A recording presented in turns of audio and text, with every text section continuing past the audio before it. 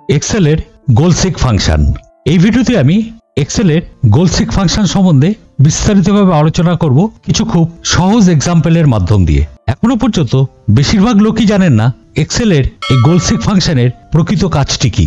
এক্সেলের এই গোল সিক একটি খুব দুর্দান্ত ফাংশন, যেটা দিয়ে আমরা স্মার্ট ক্যালকুলেশন করতে পারি। কোনো কিছু ক্যালকুলেশন করবার সময় আমাদের যদি কোনো টার্গেট ভ্যালুকে অ্যাচিভ করতে হয়, তার জন্য আমরা এই গোল সিক ফাংশনটি ব্যবহার করতে পারি। প্রত্যেকটি ভিডিওর মতনই এই ভিডিওতে আমি কিছু খুব সহজ এক্সাম্পলের মাধ্যম দিয়ে আপনাদের গোল সিক ফাংশনটি বুঝিয়ে দেবো, যাতে গোল সিক ফাংশন সম্বন্ধে আপনাদের মধ্যে কোনো রকম কনফিউশন না থাকে। তাহলে আর দেরি না করে চলুন শুরু করা যাক আমাদের আজকের এই ভিডিওটি।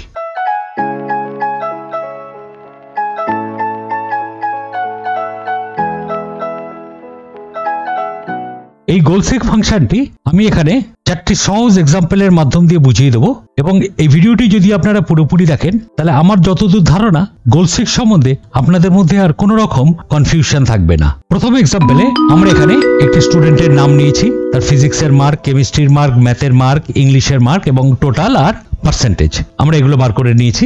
এইবার এই স্টুডেন্টটি চাইছে যে তার টোটালটি 178 আছে, এখানে দেখাই যাচ্ছে, সে টোটালটিকে নিতে চায় 230-এ। তাহলে তাকে হিন্দিতে কত পেতে হবে যার জন্য তার টোটালটি 230 হয়ে যাবে, অর্থাৎ সে 230 অ্যাচিভ করতে পারবে বা টার্গেট করতে পারবে। এই কাজটিকে আমরা করব এখন গোল সিকের মাধ্যম দিয়ে। চলুন প্রথমে আমরা আগে কি করলাম, এখানে টোটাল যে সেলটি আছে অর্থাৎ যেখানে টোটালটি আছে সেই সেলটিকে সিলেক্ট করলাম, করার পর এখান থেকে ডেটাতে গেলাম। ডেটাতে গিয়ে এখান থেকে আমাদের আসতে হবে what if analysis. What if analysis এর এখানে ক্লিক করে আমাদের এখান থেকে ক্লিক করতে হবে গোল সিক।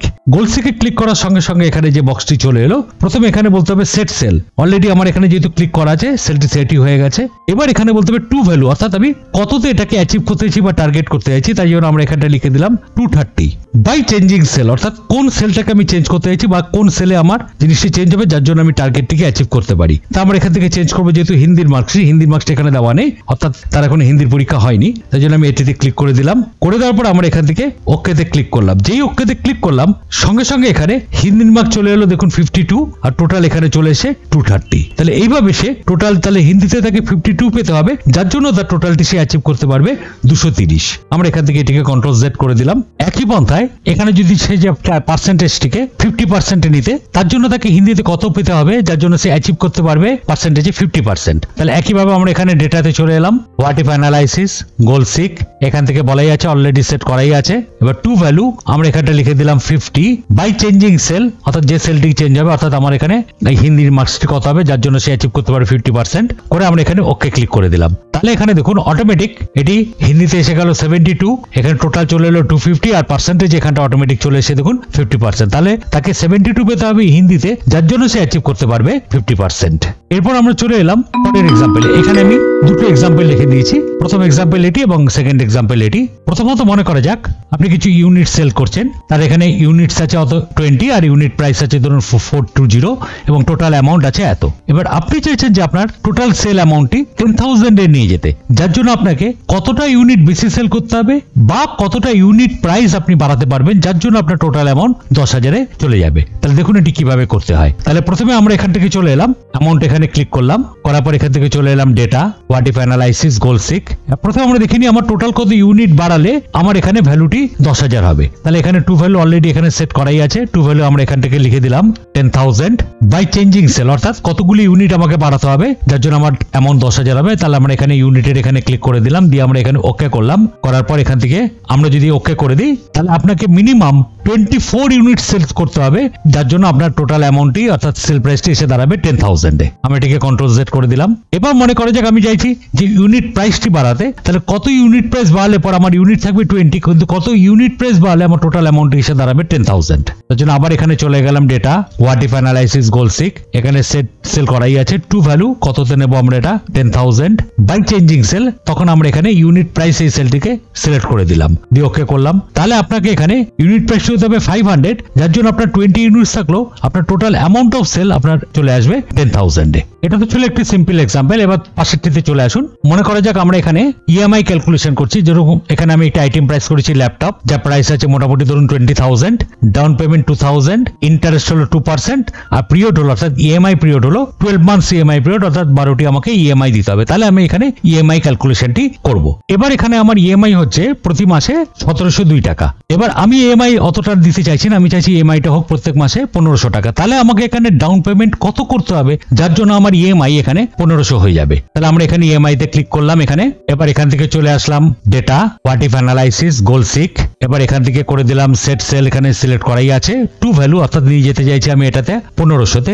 বাই চেঞ্জিং সেল অর্থাৎ কোনটাকে করবো, আমরা এখানে ডাউন পেমেন্ট অর্থাৎ এখানে যে 2000 ডাউন পেমেন্ট আছে এটিকে আমি চেঞ্জ করতে চাইছি। এটিতে ক্লিক করলাম, করার পর আমরা এখানে যদি আমরা ওকেতে ক্লিক করে দেই তাহলে দেখুন এখানে 1500 এখানে ইএমআই হয়ে গেল। আপনি ডাউন পেমেন্ট করতে হবে আমাকে নিয়ার অ্যাবাউট 4137। তাহলে আমাকে 4137 আমি যদি ডাউন পেমেন্ট করি তাহলে আমার প্রত্যেক মাসের ইএমআই চলে আসবে 1500 টাকা। আমরা এটিকে ক্যান্সেল করে দিলাম। এবার দেখুন আমি এখানে 1500 টাকা ইএমআই দেবো, তার বিষয়ে হয়তো আমি দিতে পারবো না। তাহলে এবার এখানে আমার ডাউন পেমেন্টও থাকবে 2000, কিন্তু আমি পিরিয়ডটাকে আমি বাড়াতে চাইছি, অর্থাৎ ইএমআই পিরিয়ড কতগুলো মাস, এখানে আমার 12 মান্থস আছে। তাহলে 1500 টাকা দিলে আমাকে কত বেশি এক্সট্রা পিরিয়ড অর্থাৎ কতগুলো মান্থ এক্সট্রা আমাকে ইএমআই দিতে হবে, তার জন্য আমার এখানে ইএমআই হয়ে যাবে 1500। তাহলে একইভাবে আমরা এখানে ক্লিক করলাম, করে এখানে ডেটাতে গেলাম, what if analysis, goal seek, এখান থেকে সেট সেল এটা বলাই আছে, টু ভ্যালু একইভাবে আমরা এখানে লিখে দিলাম 1500। বাই চেঞ্জিং সেল, এবার এখান থেকে পিরিয়ড যেটা আছে 12, আমরা সেই সেলটিতে ক্লিক করে দিলাম, দিয়ে এখানে ওকেতে ক্লিক করলাম। যেই ওকেতে ক্লিক করলাম সঙ্গে সঙ্গে এখানে দেখুন আপনাকে মিনিমাম 13 পয়েন্ট এত অর্থাৎ মিনিমাম আপনাকে 14 মান্থস ইএমআই দিতে হবে, যার জন্য আপনার ইএমআইটি হয়ে যাবে 1500 টাকা। অর্থাৎ 1500 টাকা আপনার প্রত্যেক মাসে ইএমআই, আর আপনার পিরিয়ড অর্থাৎ কতগুলো ইএমআই দিতে হবে, মিনিমাম 14 ইএমআই দিতে হবে। আমি এটাকে এখানে ক্যান্সেল করে দিলাম। এরকমই আমার কাছে একটি টার্গেট ভ্যালু, এবং সেই টার্গেট ভ্যালুটিকে আমি কি করে অ্যাচিভ করতে পারি সেটার জন্য আমরা ব্যবহার করে থাকি এই গোল সিক ফাংশন। এবার চলে আসছি একদম লাস্ট এবং খুব সুন্দর একটি এক্সাম্পলে।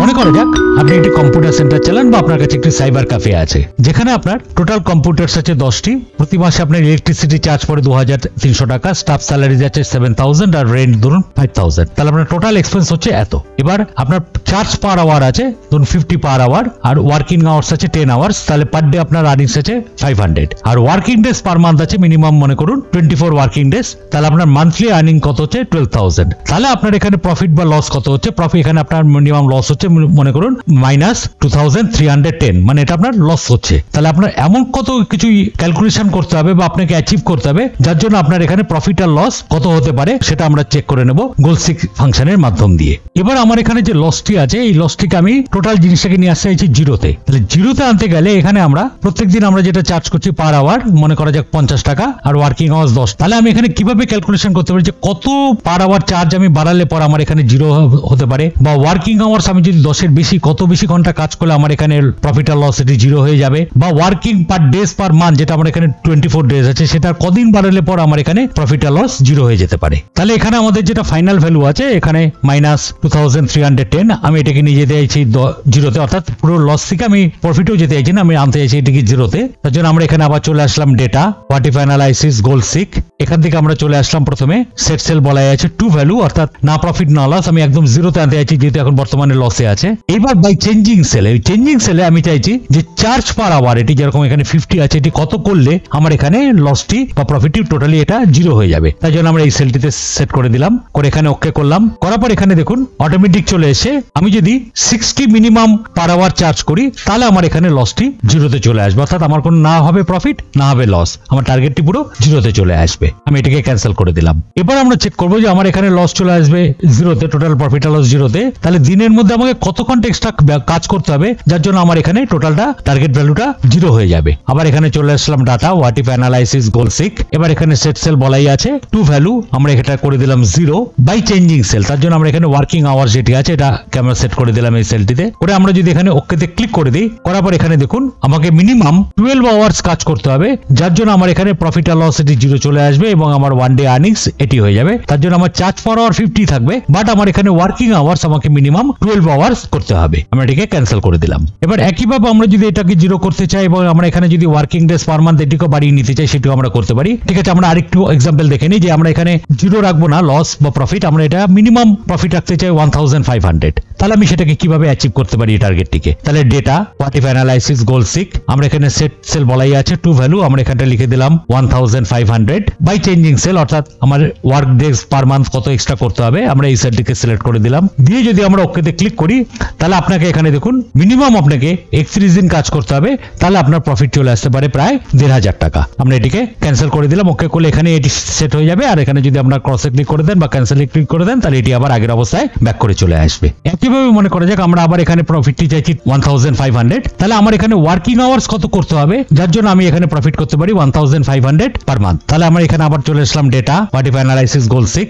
এখান থেকে সেট সেল, এখানে টু ভ্যালু আমরা এটাকে করে দিলাম 1500 বাই চেঞ্জিং সেল, আমরা এখানে ওয়ার্কিং আওয়ার্স অর্থাৎ এই সেলটিকে সেট করে দিলাম। দিয়ে যদি আমি ওকে করি তাহলে আপনাকে এখানে মিনিমাম 13 ঘন্টা কাজ করতে হবে যার জন্য আপনার এখানে প্রফিট চলে আসবে পার মান্থ 1500। ওকে করে দিলে এটি এখানে চলে আসবে, আমরা এখানে ক্যান্সেল বা ক্রসে ক্লিক করে দিলাম। তাহলে এই ছিল গোলসিক ফাংশন এক্সেলের। আশা করি সবাই ঠিকঠাক বুঝে গেছেন। বিজনেস ক্যালকুলেশনের জন্য এই গোলসিক ফাংশনটি খুবই উপযোগী। ভিডিওটি ভালো লেগে থাকলে অবশ্যই লাইক, শেয়ার এবং সাবস্ক্রাইব করবেন আর কমেন্ট করে অবশ্যই জানাবেন ভিডিওটি কেমন লাগলো। পরবর্তী ভিডিও খুব তাড়াতাড়ি নিয়ে আসছি, সঙ্গে থাকুন।